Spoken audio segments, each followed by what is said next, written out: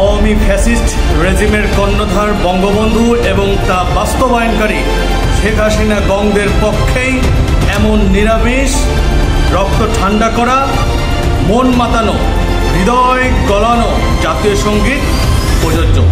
জুলাই বিপ্লবের উত্তরসূরিদের জন্য নয়। জাতীয় সঙ্গীতের শুরুর দিকে আমরা বাঁশি খুঁজে পাই, আমের বনের ঘ্রাণ খুঁজে পাই, অগ্রাণে ভরা খেতে মধুর হাসি খুঁজে পায়। কিন্তু আসলে কি আপনি খুঁজে পান? আপনি খুঁজে পাবেন ফেলানির লাশ, আপনি সীমান্তে শত শত হত্যার ইতিহাস আপনি খুঁজে পাবেন। মাদক দিয়ে এই বাংলাদেশটাকে ভরে দেওয়া হয়েছে। এরপর আসুন, কি শোভা, কি মায়া, কি স্নেহের মাধ্যমে আপনি নিরামিষ ফ্লেভার খুঁজে পাবেন, যা আপনাকে আধিপত্যবাদের বিরুদ্ধে দাঁড়াতে নিরুৎসাহিত করবে। আর এ কারণেই এদেশে ফ্যাসিবাদের বীজ এত শক্ত। এ কথা আপনাদের মাথায় রাখতে হবে। পটের মূলে, নদীর কূলে আপনি কপিলাকে খুঁজে পাবেন। অবৈধ সম্পর্কে রোমাঞ্চকর সুরসুরি অনুভব করবেন। হাসিনা রেজিম তার উৎকৃষ্ট উদাহরণ। শেষের দিকে দেখবেন, দাদাদের অত্যাচারে যদি দেশের বদনখানি মলিন হয়ে যায়, তাহলে নয়ন জলে ভাসবেন। এর বেশি আপনি কিছুই করবেন না। দাদাদের অত্যাচার, নির্যাতন সহ্য করবেন, পানি শূন্যতায় ভুগবেন, সীমান্তে শত শত হাজার হাজার লাশ আপনি অনায়াসে আপনি গ্রহণ করবেন, আবার পানিতে ডুবে মরবেন, কিন্তু আপনি কিছুই বলবেন না। কারণ আপনি জানেন আপনাদের নদ নদীতে পানি নেই। তাই আপনাকে, আমাকে, আমাদের চোখের জলে সেই নদ নদী পূরণ করতে হবে। এটাই আমাদের জাতীয় সঙ্গীত।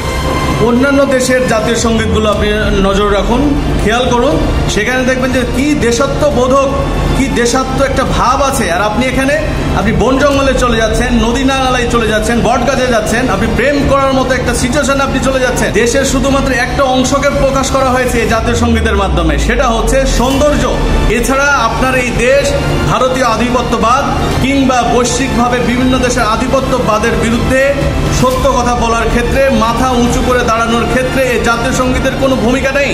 আপনাকে প্রেমে মত্ত করে দিচ্ছে কার? আমরা জানি আমরা কার প্রেমে মত্ত হয়ে আছি।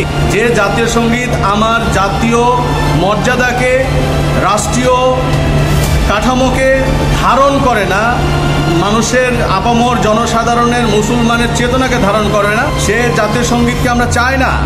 যে জাতীয় সঙ্গীত ভারতীয় রেজিমকে উৎসাহিত করে, যে জাতীয় সঙ্গীত স্বৈরাচারী রেজিমকে উৎসাহিত করে, সে জাতীয় সঙ্গীত চায় না। যে জাতীয় সঙ্গীত আমাদের রক্ত ঠান্ডা করে দেয়, অন্যায়ের বিরুদ্ধে কথা বলতে উৎসাহিত করে না, সে জাতীয় সঙ্গীত চায় না। আর এই জাতীয় সঙ্গীতের প্রথমেই তো আপনার ভুল আছে। জাতীয় সঙ্গীতের যে প্রথম লাইন, আমার সোনার বাংলা, আমি তোমায় ভালোবাসি, আমার সোনার বাংলা, এই বাংলাটা কে?